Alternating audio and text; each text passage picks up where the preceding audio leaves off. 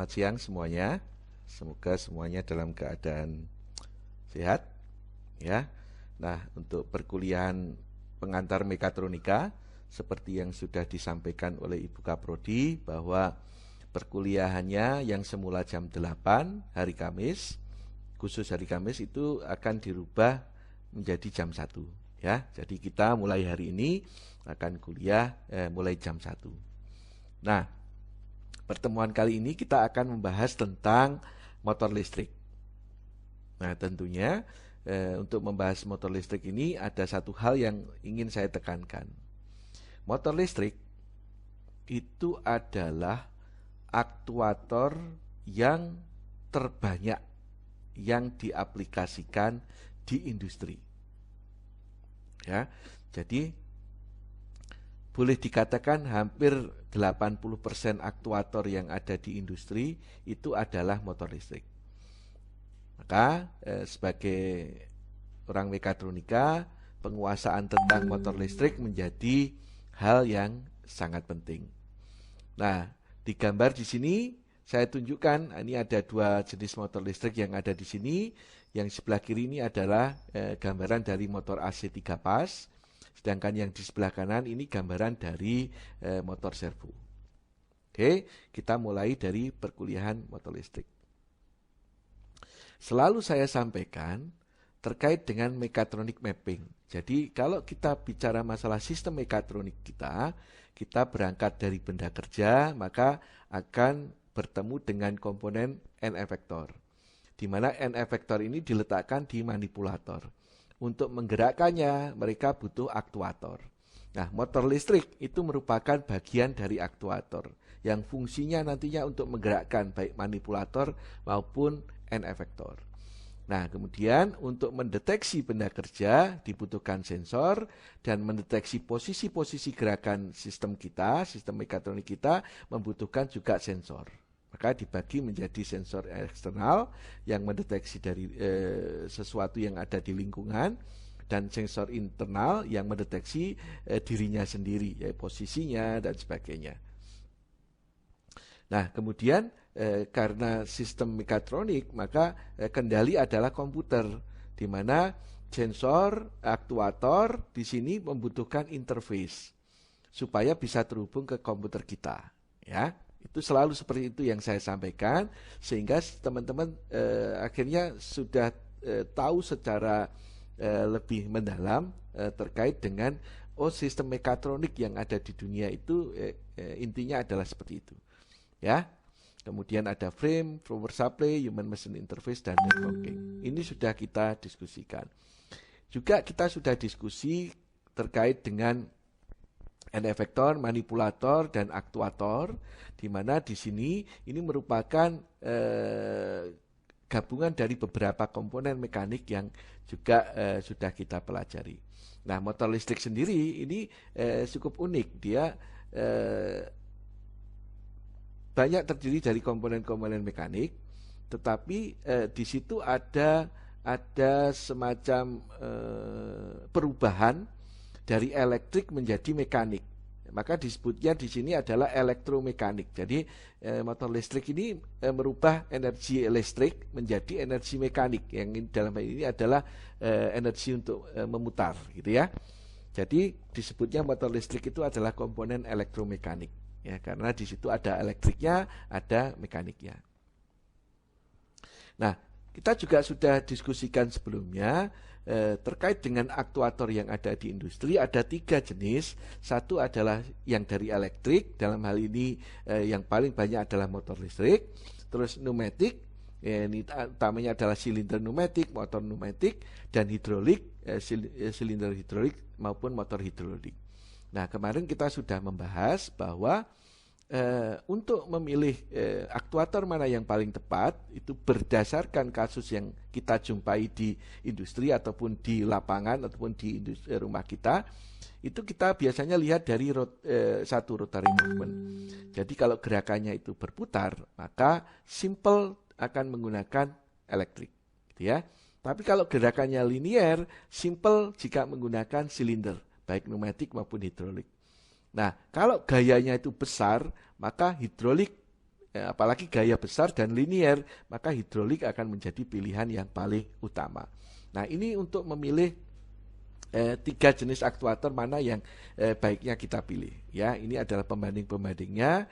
Ya, teman-teman nanti akan lebih dalam kalau misalnya sudah explore, sudah mengalami sendiri. Ya. Nah, sekarang kita akan banyak membahas tentang motor listrik, yaitu yang ada di sini. Ya. Nah, untuk membahas tentang motor listrik, satu, pemahaman tentang fisika, khususnya dalam hal perhitungan, karena kan motor listrik ini nanti akan kita aplikasikan di dunia nyata kita, di industri, di rumah tangga, gitu ya, di masyarakat, gitu ya. Motor listrik ini sebagai penggerak utama, sebagai aktuator di sini akan kita manfaatkan.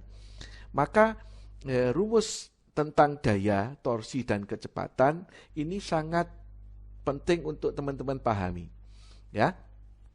Bahwa daya dari suatu motor listrik itu merupakan torsi kali kecepatan, ya, berbanding lurus dengan torsi dan kecepatan.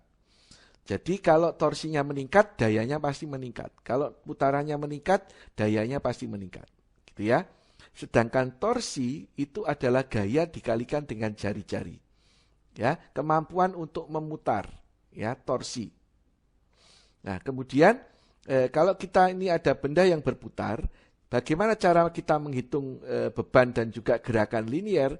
Gerakan linier adalah dihitung dari 2VR, ini merupakan keliling lingkaran, dikalikan dengan RPM, ya, kecepatan putar. Maka akan ketemu kecepatan translasi dalam satuan meter per menit. Mengingat RPM kita itu masih putaran per menit. Ya. Nah, kita terkait dengan daya itu satuannya adalah horsepower. Dan juga yang kita biasa tahu untuk standar internasional, satuannya adalah watt atau kilowatt. Nah, ini adalah konversi dari HP dan kilowatt. Saya akan memulai dari untuk pemahaman kita dari kasus, gitu ya. Jadi kita akan coba memahami kasus yang ada untuk kita selesaikan menggunakan rumus yang ada di sini. Oke. Kasusnya adalah seperti ini. Sebuah motor listrik dayanya 1 HP. Ya, motor listrik itu dayanya 1 horsepower. Ya, dan kecepatan putaran motor listrik tadi itu 1350 RPM. Ya. Nah, kita diminta untuk menghitung berapa torsi dari motor listrik, berapa kekuatan untuk memutar dari motor listrik. Yang pertama. Terus kemudian sistemnya itu dibuat seperti ini. Jadi ini ada motor listrik, kemudian ada puli, kemudian ada tali atau rope di sini, terus kemudian terhubung ke beban. Ya, ini sistemnya kayak di elevator atau lift, gitu ya. Jadi ada motor listrik, ada puli di atasnya, ada talinya, terus kemudian ada beban di bawah. Nah, dari sistem ini kita diminta untuk menghitung berapa beban yang mampu diangkat jika diameter pulinya adalah, ini diameter pulinya 200 mili atau 20 cm. Ini dengan asumsi massa puli diapikan. Ya. Nah, pertanyaan berikutnya, berapa tadi yang diangkat? Pertanyaan berikutnya adalah berapa kecepatan naik turun dari benda. Jadi kalau ini diangkat, berapa kecepatan naiknya? Nah, kita akan menggunakan rumus yang tadi sudah kita pelajari di sini, ya, dengan yang pertama. Kalau kita tahu daya, kita tahu kecepatan, maka kita bisa menghitung torsi dengan memasukkan itu di rumus ini. Ya. Torsi, ya, kalau daya sama dengan torsi dikali kecepatan dibagi 716,2. Maka torsi itu sama dengan daya dikalikan 716,2 dibagi dengan putaran N.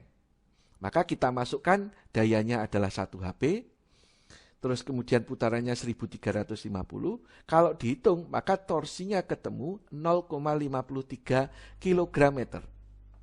Ya, kekuatan mutar di sini ketemu 0,53 kg/meter.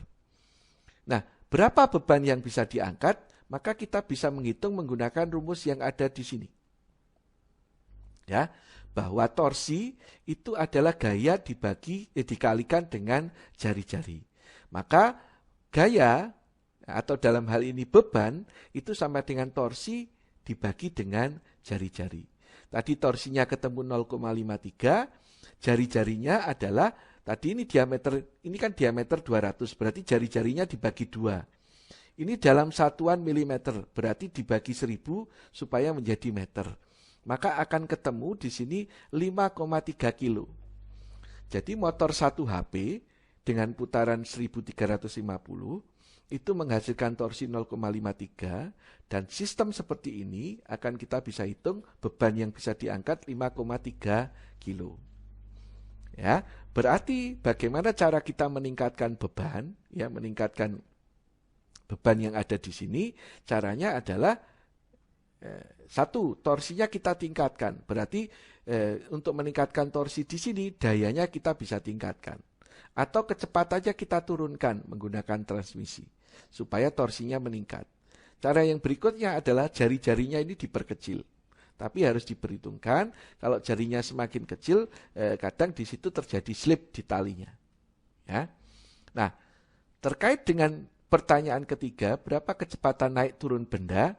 Di sini kecepatan itu tadi kan rumusnya adalah 2VR kali N. 2VR kali N. Di mana 2VR-nya adalah 0,1, ya, ini 200 mili dibagi 1000 berarti 0,2, ya, dibagi 2 berarti 0,1 meter, gitu ya. Dalam dikalikan 1000, ini 1350, ya, nanti silakan dihitung ulang. Ini bukan 1500 tapi 1350. Oke, akan ketemu misalnya, ini tolong dicek nanti rumusnya apakah hasilnya tepat. 942 meter per menit. Nah, supaya dalam satuan detik dibagi 60, ketemu sekitar 15,7 meter per detik. Anda bisa bayangkan di sini, motor 1 HP dengan kecepatan ini dia hanya bisa mengangkat 5,3 kilo. Tapi yang terjadi kecepatannya tinggi. Anda bisa bayangkan 15,7 meter per detik. Ya, 15,7 meter per detik. Itu sangat tinggi. Jadi kalau di elevator misalnya gitu, itu kecepatannya sekitar 0,8 meter per detik. Nah, ini 15 meter per detik. Anda bisa bayangkan kalau Anda naik elevator dengan kecepatan segini, Anda pasti akan takut, gitu ya. Nah, tadi dengan motor 1 HP, bagaimana ya kita bisa meningkatkan beban? Gitu ya. Maka kita ada alternatif. Alternatif pertama adalah kita meningkatkan daya N-nya. Maka torsinya meningkat, kalau torsi meningkat, bebannya meningkat. Atau kita turunkan kecepatan dengan transmisi. Kalau kecepatannya menurun, maka torsinya akan meningkat. Kalau torsi meningkat, bebannya meningkat. Nah, untuk meningkatkan daya, maka motor listriknya harus kita beli daya yang lebih besar. Kelemahannya, daya yang lebih besar motor listrik itu akan butuh biaya yang lebih tinggi. Gitu ya. Maka cara yang kita lakukan biasanya adalah tidak dengan meningkatkan daya, tapi lebih dulu adalah menurunkan kecepatan menggunakan transmisi. Karena kita apa? Ini kita masih mempunyai space. Ya, masih mempunyai ruang untuk menurunkan kecepatan karena kecepatan real yang di lapangan ini terlalu kencang. Maka kita bisa menurunkan kecepatan di sini. Ya. Nah, maka caranya adalah dengan menurunkan kecepatan, kita bisa meningkatkan torsi sekaligus menyesuaikan kecepatan transaksinya sesuai dengan kebutuhan. Oke. Nah, bagaimana sekarang dengan motor yang 1 HP kita bisa meningkatkan beban? Ya, ini lihat motornya sebelum terhubung ke puli terlebih dihubungkan ke transmisi roda gigi. Di mana transmisi di sini perbandingannya adalah 1:100. Ya. Mungkin ini perlu saya koreksi, ini 1:50 ya. Sorry.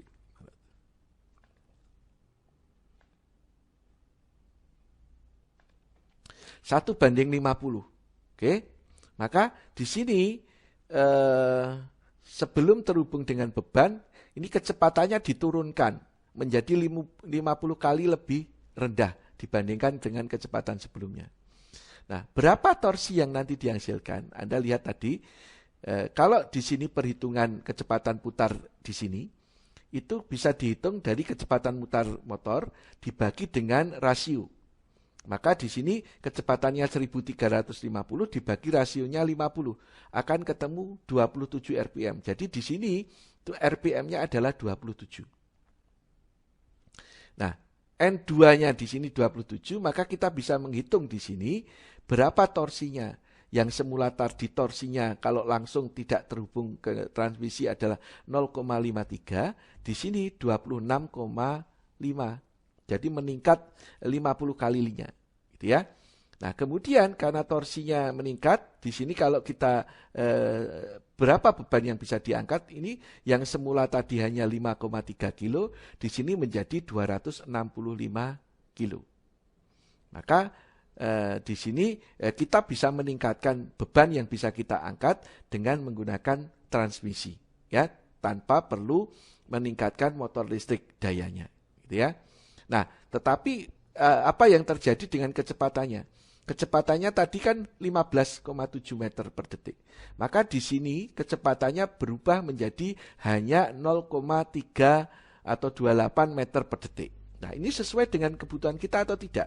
Nah, kalau tidak sesuai nanti rasionya ini kita sesuaikan, gitu ya, supaya ini sesuai dengan kebutuhan kita. Jadi kesimpulan di sini dengan adanya transmisi, maka kita bisa meningkatkan torsi tanpa perlu meningkatkan daya motor. Beban yang bisa diangkat bisa meningkat, tetapi kecepatan transaksi dari beban di sini menjadi turun. Oke, itu dua contoh kasus yang di sini Anda penting untuk memahami rumus ini, karena nanti kalau di lapangan kita membutuhkan motor listrik itu kan ada banyak sekali jenisnya. Nanti ada motor DC, motor AC, terus motor DC juga ada banyak sekali. Berapa dayanya terutama, berapa RPM-nya. Nah, di situ kan Anda akan perlu memilih motor listrik mana yang tepat untuk kasus saya. Maka rumus ini menjadi sangat penting. Begitu ya. Nah, sekarang kita memahami sedikit tentang motor listrik. Jadi intinya gini. Bagaimana kita bisa menggunakan motor listrik? Bagaimana kita bisa merawat, memperbaiki motor listrik? Maka salah satu hal kita harus tahu cara kerjanya. Jadi, bagaimana kita tahu bisa menggunakan komponen kalau kita tidak tahu cara kerjanya? Maka dengan memahami cara kerja, maka kita bisa dengan mudah menggunakan. Kita bisa dengan mudah merawat, memperbaiki apabila ada problem. Maka kita sekarang akan membahas tentang prinsip kerja dari motor listrik. Nah, kita membagi dua prinsip, satu motor DC, satunya adalah motor AC 3 pas.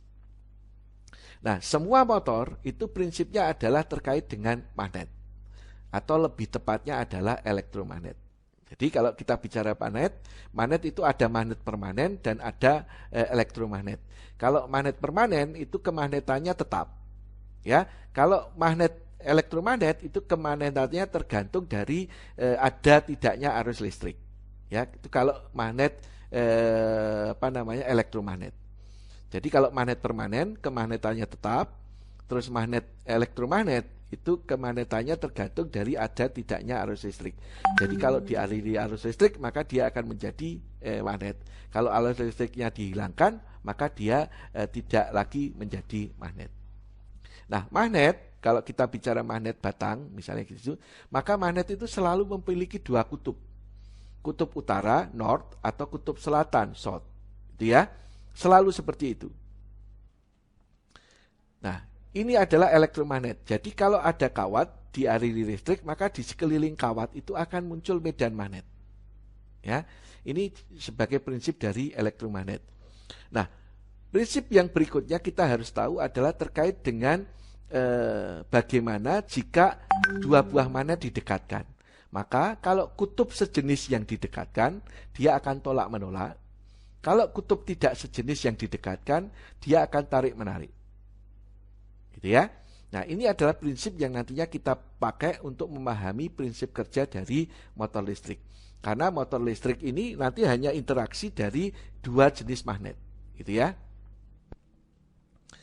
Nah, cara meningkatkan medan magnet tadi kan di sini kalau kawat di sini kita aliri listrik, maka akan muncul medan magnet. Tapi medan magnetnya ini kan kecil. Ya, kita perlu meningkatkan. Kalau medan magnetnya kecil, nanti motor listriknya kita torsinya kecil, gitu ya. Nah, maka kita perlu meningkatkan. Bagaimana cara meningkatkan? Ya. Maka ada 3 cara di sini. Satu, meningkatkan arus listriknya. Jadi kalau arusnya Anda tingkatkan, maka otomatis medan magnetnya semakin kuat, torsi motor akan semakin kuat. Itu satu. Yang kedua adalah meningkatkan jumlah lilitan. Jadi kalau lilitannya ditambah, maka medan magnetnya akan semakin kuat. Terus kemudian menambahkan inti besi di tengah lilitan. Jadi kalau di sini tidak ada inti besi, dengan inti besi, maka di sini akan sudah meningkat tergantung dari permeabilitas, ya. Di sini μ0 itu adalah permeabilitas magnetik ruang hampa. Sedangkan K itu permeabilitas relatif bahan. Jadi ini kalau besi itu 200. Maka kalau ini tidak ada besi, sama ada besi, ini sudah berbeda 200 kali lipatnya. Nah, ini adalah cara kita meningkatkan medan magnet. Ya. Maka nanti kalau Anda membuat magnet supaya lebih kuat, misalnya arusnya ditambah, atau lilitannya ditambah, atau dikasih inti besi, gitu ya. Maka di situ kekuatan magnetnya akan meningkat. Nah, klasifikasi dari motor listrik itu dibagi menjadi 2 motor listrik. Ini berdasarkan dari sumber arus listriknya. Nah, kita tahu sumber listrik itu terbagi 2. Satu adalah arus searah atau direct current, itu DC. Dan arus bolak-balik atau alternating current, itu AC. Ya, yang ada di rumah kita, ya, PLN itu adalah listrik AC. Sedangkan yang bersumber dari baterai, dari aki itu adalah arus DC. Nah, motor listrik itu dibagi 2, motor AC atau motor DC. Nah, kemudian motor AC itu dibagi menjadi 2 lagi, sinkron dan asinkron. Asinkron biasa disebut juga dengan motor induksi. Ya. Terus kemudian motor induksi dibagi lagi menjadi 1 fase atau 3 fase. Nah, listrik yang ada di industri itu 3 fase. Maka motor listrik yang banyak diaplikasikan di industri adalah motor listrik AC 3 fase. Tapi kalau di rumah Anda itu listriknya kan 1 fase. Maka kalau di rumah Anda memakai alat listrik, karena sumber listrik Anda dari PLN, maka banyak menggunakan motor AC induksi 1 fase. Ya, misalnya untuk kipas angin Anda, itu kan motor AC induksi 1 fase. Untuk kulkas, untuk pompa air, untuk AC, ya, itu semuanya motor induksi 1 fase. Ya. Terus yang berikutnya adalah motor DC. Motor DC ini dibagi menjadi spiritly excited sama self excited. Nah, jadi ini pemacunya antara stator dan rotor itu kalau terpisah itu spiritly excited. Kalau pemacunya sumber listriknya itu dijadikan satu antara rotor sama stator.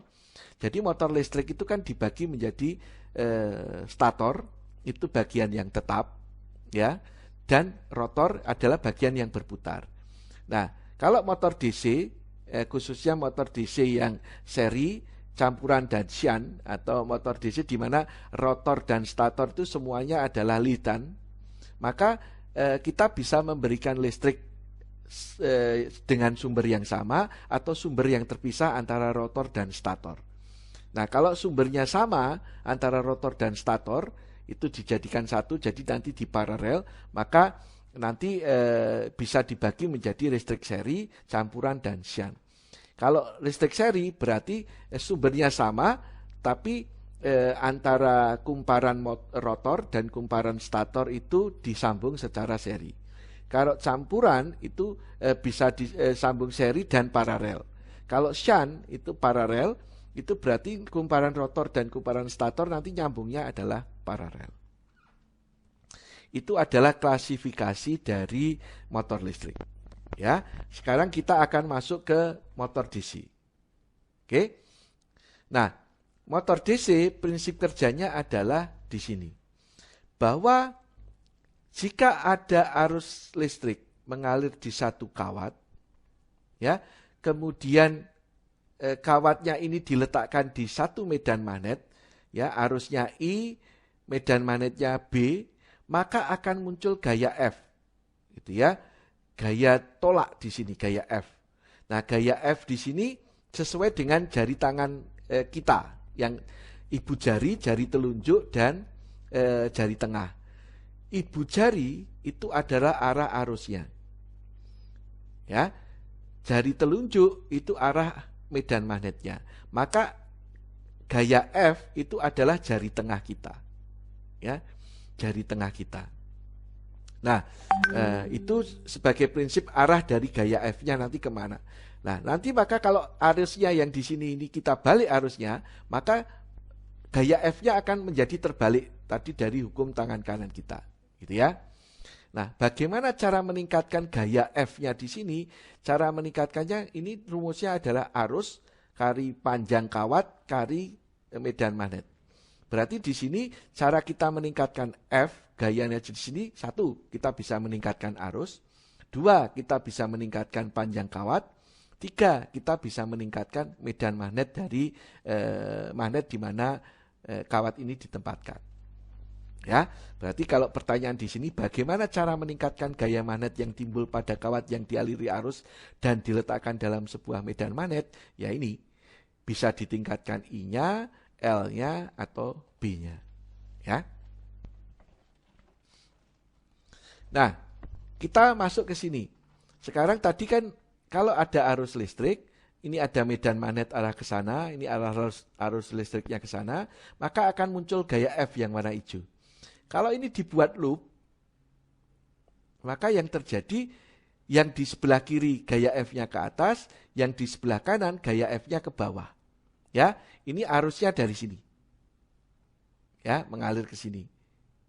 Gitu ya. Nah, maka pertanyaan yang bertanya di sini, bagaimana jika arusnya kita balik? Tidak ke atas sini, tapi arusnya malah balik ke kiri. Kalau ini kan searah jarum jam, bagaimana kalau berlawanan arah jarum jam? Apa yang terjadi?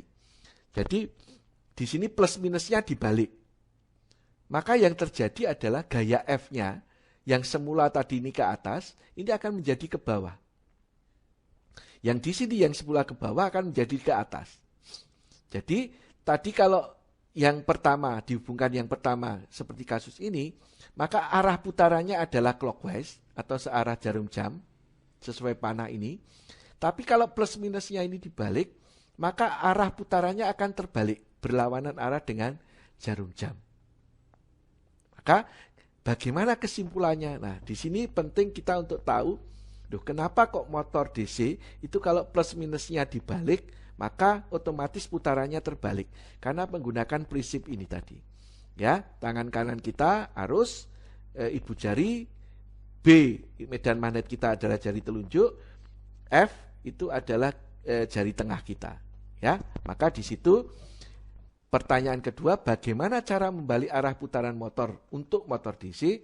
Maka tinggal polaritasnya dibalik atau plus minusnya dibalik. Maka otomatis motor pasti akan terbalik. Begitu ya.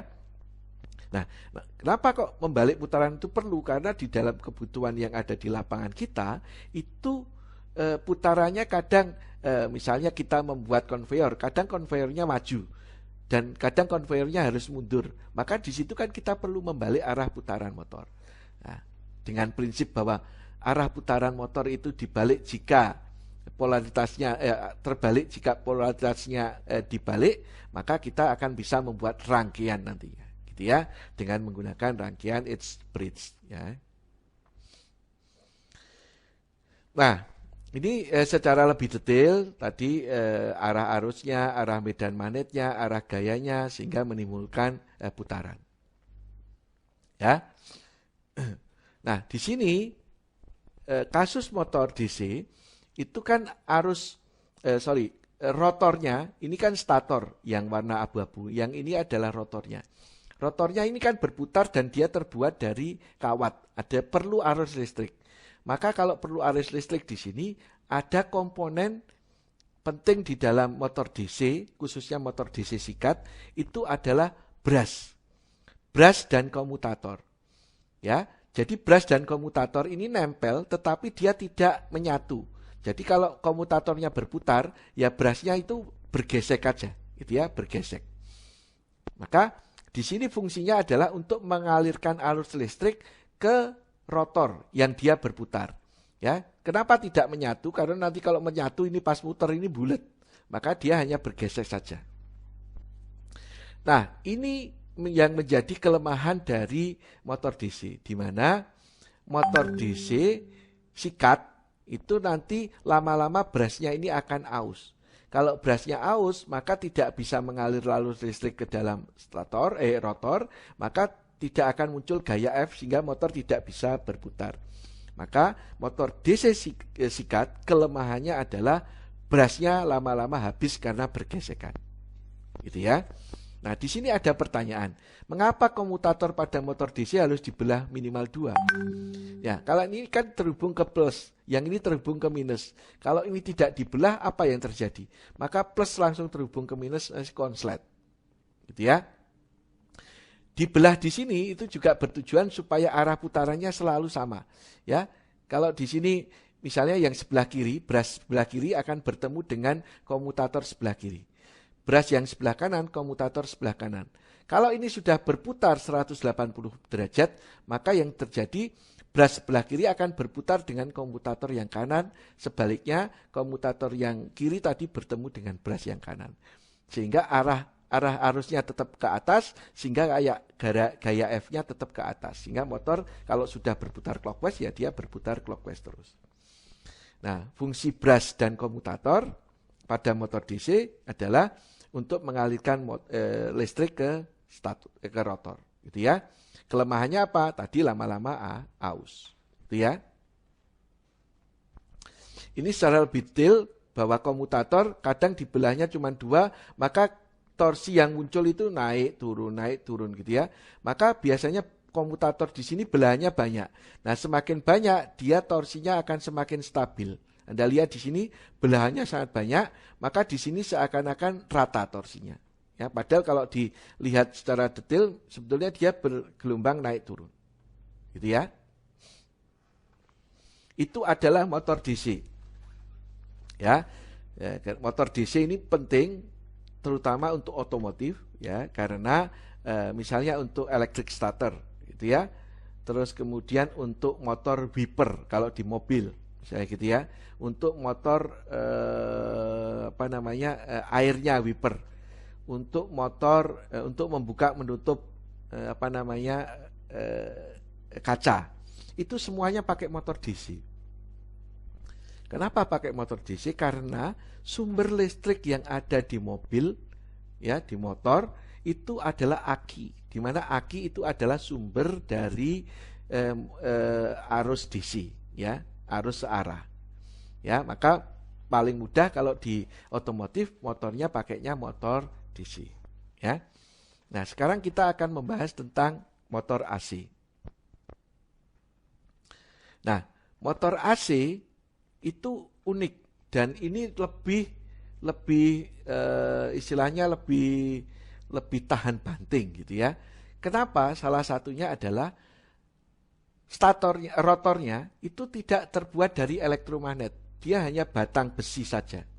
Ya, kalau tadi motor DC itu kan terbuat dari elektromagnet rotornya, motor DC, sehingga butuh arus listrik. Ya, karena butuh arus listrik, dia butuh bras sama komutator. Nah, bergesekan terus, brasnya lama-lama aus. Nah, kalau ini kan tidak butuh listrik, sehingga dia tidak perlu ada komponen bras sama komutator, sehingga dia jauh lebih awet. Maintenance-nya akan lebih murah. Maka aplikasi paling banyak di industri dan di rumah tangga adalah motornya adalah motor AC induksi. Ya, ini motor AC induksi 3 pas, kalau di rumah motor AC induksi 1 pas. Nah, prinsip kerjanya adalah tadi bahwa kalau ini ada arus listrik, ada kawat dililitkan, ya, kawatnya diberi listrik, maka nanti di sekeliling kawat akan muncul medan magnet. Ya, kalau lilitan di sini, misalnya tergantung dari arah arusnya, maka akan berubah menjadi kutub. Misalnya ini dari bawah arusnya, maka yang atas jadi kutub selatan, yang bawah jadi kutub utara. Ya, jadi kalau di sini kena positif, ya, arusnya dari bawah, maka atas jadi selatan, bawah jadi utara. Kalau kena arus negatif, maka sebaliknya arusnya dari atas, maka yang atas jadi utara, yang bawah jadi selatan. Nah, ini adalah AC, bolak-balik. Ya, kadang positif, kadang negatif, kadang positif, kadang negatif. Jadi alternating current, arus AC itu seperti itu. Maka kalau kumparan ini dihubungkan dengan AC, maka dia akan berubah magnetnya. Kadang atas selatan, kadang atas utara gitu ya, tergantung dia pas dapat positif atau pas dapat negatif. Gitu ya. Nah, kemudian ada satu hal yang unik, yaitu tentang induksi. Jadi ini kalau ada kumparan dikasih listrik, tadi kan akan muncul medan magnet. Ya, medan magnetnya tergantung kalau ini pas arusnya 0, ya di sini 0. Kalau pas arusnya setengah, medan magnetnya kecil. Kalau pas arusnya puncak, medan magnetnya besar. Gitu ya. Nah, di sini kalau kumparan dihubungkan dengan sumber arus AC, maka yang terjadi adalah kumparan ini akan muncul jadi magnet. Ya, kalau ini pas arusnya 0 tidak jadi magnet, pas arusnya di tengah dia jadi magnet tapi kecil. Kalau pas arusnya puncak tadi magnet tapi kekuatannya besar. Nah, kalau di atas ini ada kumparan, maka kumparan yang di atas itu terinduksi. Nah, kalau terinduksi dia akan muncul arus listrik. Ya, dia akan terinduksi dan muncul arus listrik di sini. Anda lihat di sini, kalau di atas kita hubungkan dengan multimeter kita untuk menghitung arus, maka di sini pas medan magnet kecil karena arus listriknya pas tengah, di sini terinduksi tetapi hanya kecil saja arusnya. Tapi kalau di sini pas puncak, ini terinduksi pas arusnya besar. Ya, jadi kalau ada kumparan didekatkan pada elektromagnet, dia akan terinduksi, berubah menjadi magnet. Nah, kalau berubah menjadi magnet, dia muncul arus listrik. Nah, ada satu hal yang unik, bahwa kutub magnet yang terinduksi dengan yang menginduksi itu berkebalikan. Kalau di bawah itu kutub utara yang menginduksi, maka yang di atas itu akan kutub yang sama di sini akan menjadi kutub selatan. Nah, kasusnya seperti itu. Jadi berkebalikan. Nah, kalau di sini tadi kan kita tahu kalau magnet itu berlawanan kutub didekatkan, ini kan kutub utara dan kutub selatan berdekatan dan itu berlawanan, maka yang terjadi kan tarik-menarik.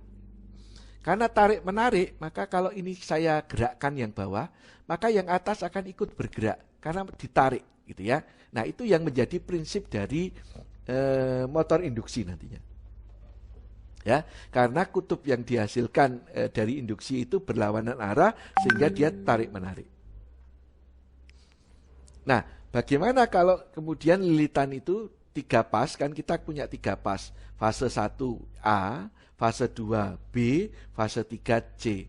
Nah, ini kita hubungkan di rotor. Jadi ini adalah rotor kita terbuat dari lilitan. Lilitannya ini muncul 2 kali, maka ini 2 pole sebetulnya kalau kita bisa jelaskan.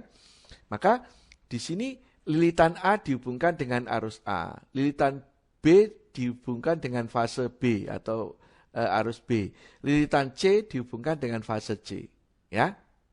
Nah, terus kemudian 3 fase itu gelombangnya tidak sama, berbeda 120 derajat.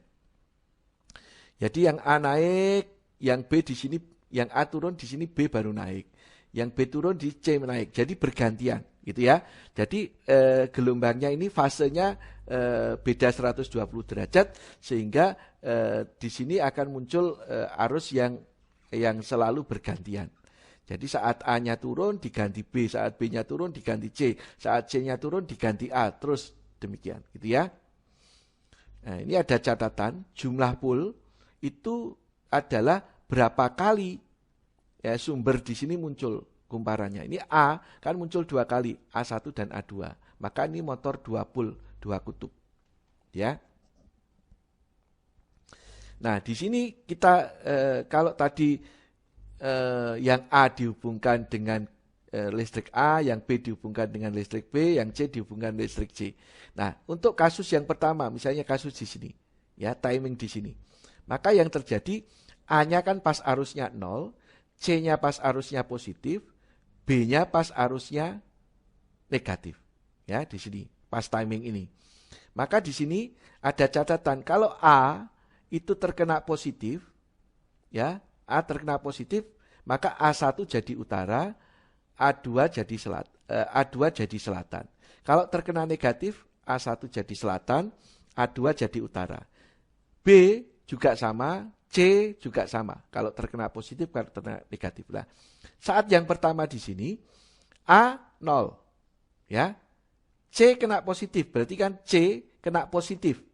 Berarti C1 itu utara, C1 north, C2 adalah south atau selatan. B kena negatif, B kena negatif. Maka B1 jadi south atau selatan, B1, B2 jadi north atau utara. Ya. Nah, kita tahu arah medan magnet itu kan dari utara menuju ke selatan. Jadi kalau arah medan magnet di luar magnet itu mengalir dari utara ke selatan. Maka pada timing ini saat A-nya 0, C-nya positif, B-nya negatif, ini medan magnetnya arahnya ke kanan. Nah, ini arusnya kan dia bergerak terus. Ini A-nya jadi naik, C-nya jadi turun, B-nya jadi turun, kemudian naik. Nah, ini kita timing di sini. Ya, kita timing di sini. Nah, ini pas posisi di sini pas C-nya 0. Kalau C-nya 0, ini lihat 0. Kalau A-nya positif, kalau A-nya positif, A1 jadi north, A2 jadi south. Ya, A1 jadi north, A2 jadi south. Nah, B-nya masih tetap negatif, berarti masih sama. Maka arusnya yang tadi semula lurus ke kanan, ini sudah berputar searah jarum jam ke bawah. Nah, maka kalau ini listriknya mengalir terus, ya 60 Hz, kalau di tempat kita 50 Hz, 50 kali gelombang dalam 1 detik, maka ini sebenarnya ada medan magnet putar. Nah, ini yang jadi kalau dihubungkan arus listrik, statornya itu langsung muncul medan magnet putar di atas. Nah, kemudian medan magnet putar kecepatannya berapa, itu bisa dihitung dari di sini. 120 kali frekuensi dibagi dengan jumlah pul. Frekuensi listrik kita, kalau misalnya 50 Hz, kalau tadi ini jumlah pulnya adalah 2 karena munculnya 2 kali, ya, maka di sini bisa kita hitung 120 kali frekuensinya 50, maka dibagi 2 pulnya, berarti 60 kali 50, berarti kecepatannya adalah 3000 rpm. Berarti kecepatan sinkron dari motor itu sudah langsung bisa kita hitung berdasarkan frekuensinya dan jumlah pulnya. Ya. Ini kalau jumlah pulnya 4, maka kecepatannya kalau 60 Hz ini 1800, kalau 50 Hz 1500. Tadi dimasukkan dengan rumus ini. Oke ya. Nah. Oke. Nah, kalau kemudian di sini tadi muncul medan magnet putar, kalau di dalamnya itu ada magnet, maka yang terjadi magnet sebagai rotor ini akan ikut berputar gitu ya. Karena ditarik oleh medan magnet yang berputar tadi. Nah, tetapi kalau di motor induksi kan tidak ada magnet. Maka tadi kalau ada kumparan atau batang didekatkan medan magnet, maka batang tadi akan berubah menjadi magnet. Kalau berubah menjadi magnet, jadi arus, tadi kutubnya berlawanan. Berarti kalau medan magnetnya di rotor berputar, maka medan magnetnya yang di stator berputar, maka rotornya ikut berputar karena terinduksi tadi. Ya, jadi prinsipnya ini adalah diinduksi, jadi muncul medan magnet, kutubnya berlawanan sehingga dia tarik menarik. Saat medan magnetnya di stator berputar, di rotornya ikut berputar. Itu kira-kira untuk prinsip kerja dari motor AC dan motor DC. Nah, terus kemudian tadi kalau di sini gambar ini, kalau A dihubungkan ke A, B dihubungkan ke B, C dihubungkan ke C, arahnya counterclockwise, maka ini kalau dua dari fasenya dibalik, misalnya yang A dihubungkan ke C, yang C dihubungkan ke A, maka yang terjadi arah medan magnetnya akan berlawanan. Maka untuk membalik arah putaran motor AC 3 pas, itu dengan membalik 2 dari 3 fasenya. Tadi kalau motor DC, itu tinggal plus minusnya dibalik, maka putarannya terbalik. Kalau motor AC kan kabelnya 3, maka cukup membalik 2, maka otomatis putarannya akan terbalik. Itu. Nah, kemudian kalau kita bicara pengendalian motor, maka nanti kita juga harus bisa mengendalikan. Jadi kita tahu bahwa motor ini berputar ke kanan, berputar ke kiri, kita harus bisa membuat rangkaian untuk menjalankan, untuk menghentikan, gitu ya. Kemudian untuk memproteksi, untuk operational control, itu nanti kita akan membahas juga detail tentang bagaimana memanfaatkan motor. Nanti kan kita harus install baik mekanik, elektrik. Nah, kita harus tahu bagaimana wiringnya motor supaya kita bisa menjalankan, menghentikan, membalik arah putaran, mengatur kecepatan dan sebagainya. Ya, kalau motor DC, maka kita butuh rangkaian bridge di sini. Maka di sini kalau Anda lihat, tadi prinsipnya membalik putaran motor DC adalah dengan cara membalik polaritasnya. Nah, apa yang terjadi jika kontak K1 aktif? K1 tutup, K1 tutup. Maka di sini yang atas ini terhubung dengan plus, yang bawah akan terhubung dengan minus. Maka kalau di sini terjadi putarannya akan clockwise. Tetapi bagaimana jika K2 yang aktif? Maka ini buka, K2-nya yang nutup. K2-nya yang menutup. Sehingga tadi yang atas terhubung ke plus, sekarang yang atas jadi terhubung ke minus, yang bawah justru terhubung ke plus. Berarti kan kita membalik polaritasnya, maka putarannya motor akan terbalik. Nah, kalau kemudian kita membuat rangkaian, ini rangkaiannya. Jadi kalau tombol forward ini kita tekan, K1 aktif, ya, K1 aktif ini dikunci kemarin rangkaian latching, maka K1 ini aktif, K1 ini aktif. Ini atas terhubung ke positif, yang bawah terhubung ke negatif, maka yang terjadi motor clockwise. Kalau yang bawah yang ditekan, maka yang K2 aktif, maka ini K2 aktif, K2 aktif, maka yang atas terhubung negatif, yang bawah terhubung positif, maka putarannya akan counterclockwise atau berlawanan arah dengan jarum jam. Itu kalau motor DC. Kalau motor AC, tadi kan kita membalik 2 dari 3 fasenya. Ini kalau kontaktornya atau relaynya di sini kontaktornya ini F, ini R terhubung ke atas, S terhubung ke tengah, T terhubung ke bawah. Nah, kontaktor yang kedua di sini yang R ini kita balik, ya. Anda lihat di sini yang S tetap terhubung ke S, ya. Yang T terhubung ke R, yang R terhubung ke T. Ya, maka kita balik 2 dari 3 fasenya. Yang terjadi putarannya akan terbalik. Maka ini adalah rangkaiannya. Ya. Nah, saya akan tunjukkan rangkaiannya, ya. Ya, ini saya pakai software ini.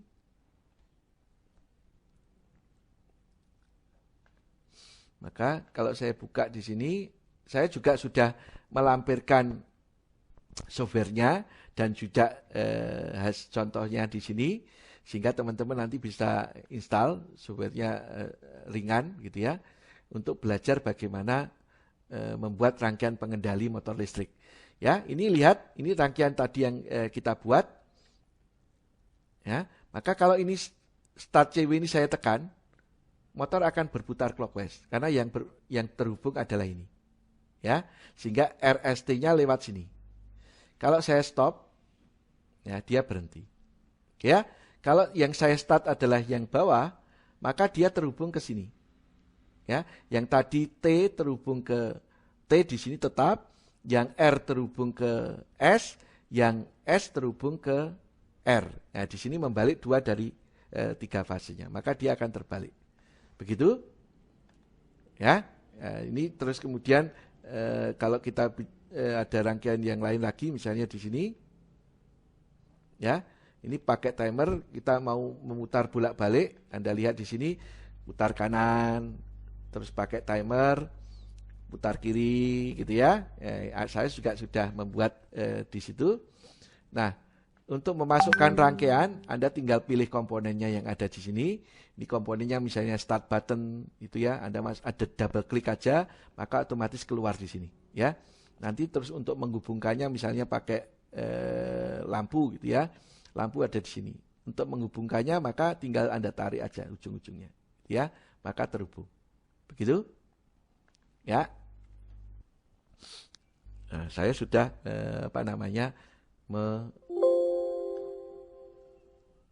melampirkan, gitu ya. Nanti sama videonya ini saya lampirkan. Oke, begitu kira-kira bagaimana kita tahu prinsip kerja dari motor DC, motor AC 3 pas, dan bagaimana nanti kita juga harus tahu bagaimana membuat rangkaian untuk menjalankan, menghentikan, membalik arah putaran, mengatur kecepatan dari motor. Jadi nanti supaya teman-teman bisa memanfaatkan motor listrik itu sebagai aktuator di sistem Anda. Demikian yang bisa saya sampaikan. Terima kasih, tetap semangat, semoga sehat selalu, ya, sukses.